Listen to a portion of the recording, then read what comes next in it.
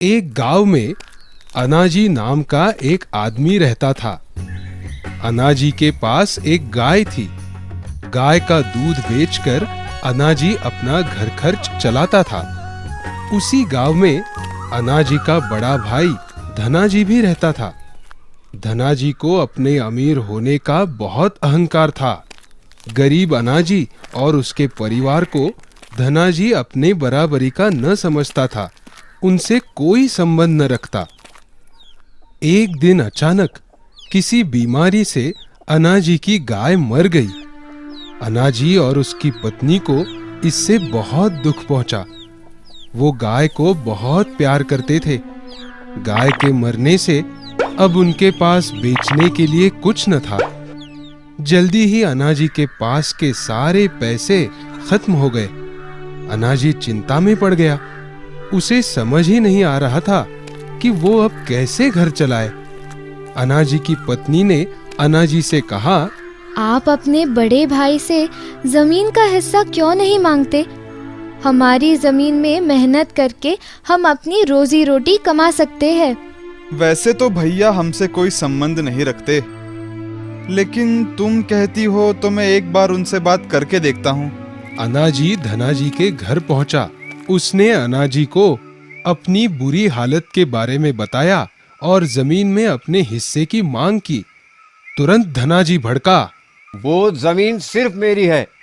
पिताजी उसे मेरे नाम कर गए थे। मैं भला तुम्हें क्यों दूं? मगर भैया, पिताजी की दी हुई जमीन में हम दोनों का बराबर का हिस्सा होना चाहिए। आप ये तो सोचिए, अगर मुझे अपना हिस्सा नहीं मिला तो मैं और मेरा परिवार खाएंगे क्या? उससे मुझे कोई फर्क नहीं पड़ता। जमीन मेरे हिस्से आई है, तुम्हारे हिस्से में आई है ये चक्की। चाहिए तो ले जाओ, और हाँ, आइंदा यहाँ आने की हिम्मत मत करना। धनाजी के इस बर्ताव से अनाजी बहुत दुखी हो गया। चक्की थैले में डालकर वो वहां से निकला। अपनी ही चिंता में डूबा अनाजी यहाँ वहां भटक रहा था। अचानक उसे किसी के चिल्लाने की आवाज सुनाई दी। उसने ऊपर देखा तो कोई चीज तेजी से गिरते हुए उसी की ओर आ रही थी। जैसे ही वो उसके करीब आई, अनाजी ने उसे अपने दोनों हाथों से पकड़ लिया। वो कोई चीज नहीं बल्कि एक पूरा का पूरा आदमी था। आसमान से टपका था। अरे अरे, कौन हो आप और कहां से आए? मैं एक जादूगर हूँ। अपनी छतरी लेकर आसमान में उड़ रहा था। अचानक मेरी छतरी टूट गई और मैं गिर गया। अच्छा हुआ तुमने मुझे पकड़ लिया, वरना मैं ऊपर ही पहुंच जाता। कोई बात नहीं जादूगर जी, मैं किसी काम तो आया, वरना आजकल तो मैं बेरोजगार ही घूम रहा हूँ। ऐसा क्यों कह रहे हो? क्या बात है? फिर अनाजी ने सारी कहानी जादूगर को बताई। अब आप ही बताइए, मेरे पास अनाज ही नहीं है तो मैं इस चक्की का क्या करूं? कहीं बेच भी नहीं सकता। मेरे पिताजी की आखिरी निशानी जो है।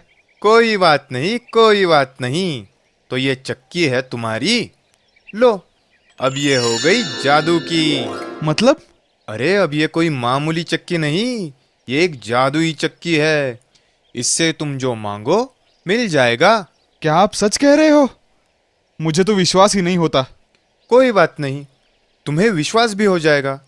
बताओ, तुम क्या खाना चाहते हो? मैं? कितने दिन हो गए मैंने पेट भर के चावल नहीं खाए। मुझे चावल चाहिए। अनाजी के ऐसे कहते ही चक्की में से चावल निकलने लगे। अनाजी ये देख खुश हो गया। उसने पेट भर के चावल खाए। चक्की से अभी भी चावल निकल ही रहे थे। अब बस हुआ, और नहीं चाहिए। हो गया? अच्छी बात है। इस चक्की को बंद करने के लिए इस पर एक लाल रंग का कपड़ा डाल देना, ये बंद हो जाएगी। अनाजी, इसे लो और अपनी सारी जरूरतें पूरी करो। आपका बहुत बहुत धन्यवाद। अनाजी चक्की लेकर घर वापस आया। उसने अपनी पत्नी को चक्की के बारे में सब बताया। अनाजी और यीशु अब बहुत खुश थे। उनकी तो सारी चिंता ही मिट गई थी। अब वो जो चाहते चक्की से मांगते और जादुई चक्की उनकी हर इच्छा पूरी करती। अनाजी चक्की से गेहूं, चावल, फल, सब्जी आदि चीजें मांगता। उनकी जरूरतें पूरी होने पर वो बची हुई चीजें बाजार में बेच देता। देखते ही देखते अनाजी अमीर हो गया। उसने अपने लिए एक बड़ा घर और खेत खरीद लिया। अनाजी की ये उन्नति धनाजी से देखी नहीं जा रही थी। वो मन ही मन अनाजी से जलने लगा था। भला अनाजी इतनी जल्दी अमीर कैसे हो गया? कल तक तो खाने पीने तक के लाले पड़े थे उसके। एक बार देखना पड़ेगा ये करता क्या है जो इतना अमीर बन गया है। एक दिन धनाजी अनाजी के घर गया और चोरी छिपे खिड़की में से झांकने लगा। उसने देखा अनाजी चक्की के सामने खड़ा था और उसे कुछ मांग रहा था। और फिर चक्की अपने आप चलने लगी। उसमें से शक्कर निकलने लगी। अनाजी की पत्नी शक्कर बोरी में भर रही थी। हाँ, चक्की में से शक्कर निकल रही है? ये कैसे हो सकता है? धनाजी ने दोबारा मुड़कर देखा तो चक्की में से सूजी निकल रही थी। अब धनाजी के समझ में कुछ आया। ओहो, अब समझ में आया। अनाजी चीजें मांगता है और चक्की उसे पूरा करती है। ये कोई मामूली चक्की नहीं, ये तो जादुई चक्की मालूम होती है।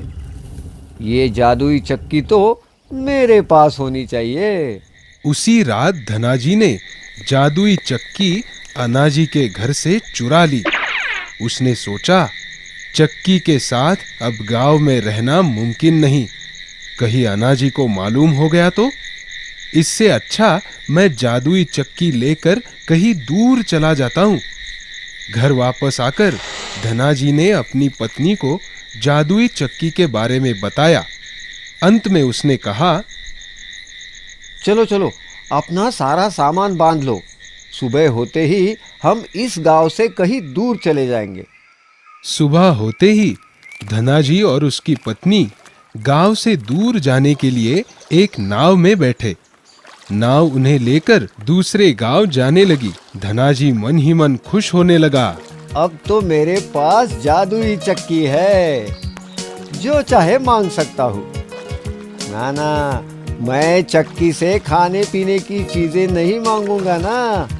मैं तो उससे सोना, चांदी, हीरे, जवाहरात मांगूंगा। कितना मजा आएगा। मैं तो दुनिया का सबसे अमीर आदमी बन जाऊंगा।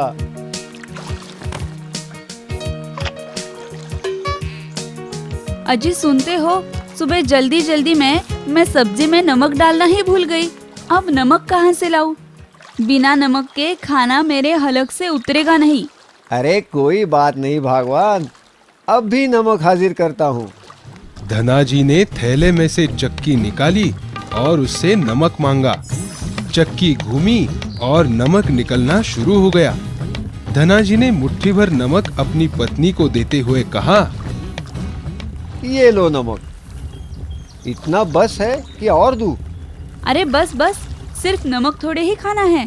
बस हुआ, और नमक नहीं चाहिए। ठीक है, चक्की बंद कर देता हूँ। धनाजी ने चक्की को रुकने को कहा। चक्की रुक जाओ, और नमक नहीं चाहिए। मगर चक्की नहीं रुकी। अरे सुना नहीं, बस हुआ। मगर चक्की ऐसे थोड़ी रुकने वाली थी। वो तो चलती रही।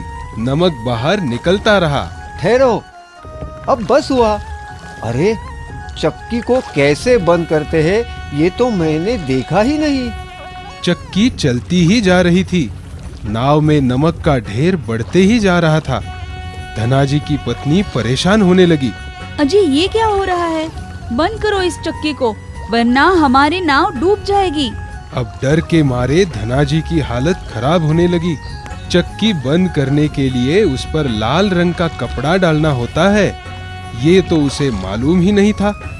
चक्की को बंद करने के लिए उसने बंद शब्द के सारे समानार्थी शब्द बोलने शुरू कर दिए।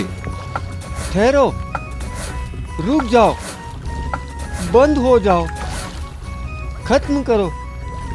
अरे अरे बस भी करो। मगर चक्की रुकी नहीं। नमक के बढ़ते वजन से नाव डूबने लगी। समाप्त। अंत। इति श्री। नाश। विरह। मृत्यु।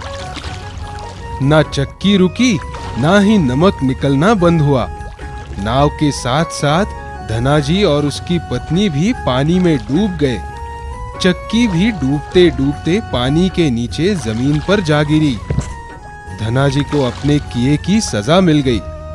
चक्की पानी में अभी भी चल रही है, उसमें से अभी भी नमक निकल रहा है। अब समझे समंदर का पानी खारा क्यों होता है?